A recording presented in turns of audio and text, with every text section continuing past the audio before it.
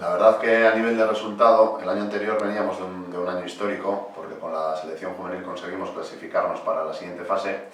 y este año pues bueno, no hemos tenido la misma suerte, los resultados no nos han acompañado tanto, pero bueno, creo que el trabajo que se hace tanto en la juvenil como en la cadete sigue la misma línea y se está consiguiendo competir de una mejor manera. Entonces bueno, sin darle tanta importancia a ese resultado, lo que tenemos que hacer caso es al proceso que estamos siguiendo para conseguir competir de la mejor manera y esos resultados llegarán antes o después. De hecho, la selección cadete, por ejemplo, tampoco logró clasificarse, pero bueno, pudiendo tener opciones en el último partido, pues el cuerpo técnico decidió hacer un cambio para buscar la victoria en lugar del empate, y eso habla un poco de la ambición que tenemos y de querer progresar y de hacer caso al proceso que viven los jugadores y no solo al resultado. Y bueno, pues este año los resultados nos han dado, no le damos excesiva importancia y lo que queremos es que el fútbol sala vaya mejorando y tarde o temprano pues conseguiremos avanzar en fases.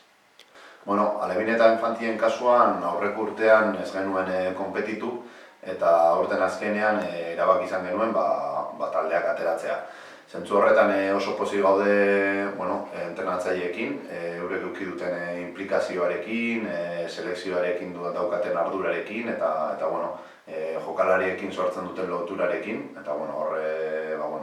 bizipen oso onak eduki zituzten jokalariek, eta hor daude 11 bideo eta 11 argazki hor ikusten dena zelan pasatu zuten danak. Eta emaitza aldetik, infantiletan bi partidu irabaztea lortu genuen, eta zentzu horretan ere aurrera pausu txikitsu bat eman dugula iruditzen zaigu, lan handia daukagu, ondino kaete eta juvenilen mailetara heldu ahal izateko, baina azpitik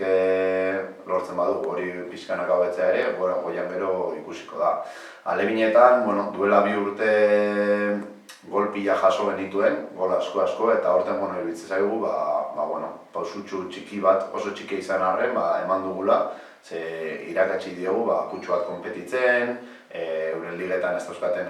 gauzak ikusten, tiempo parado eta holakoak, eta kontzeptu berriak sartu dituzte, eta horiek gerora hobetu egin dute, eta entrenatzaileek lana handia egin dute, eta pozik horiekin ere bai.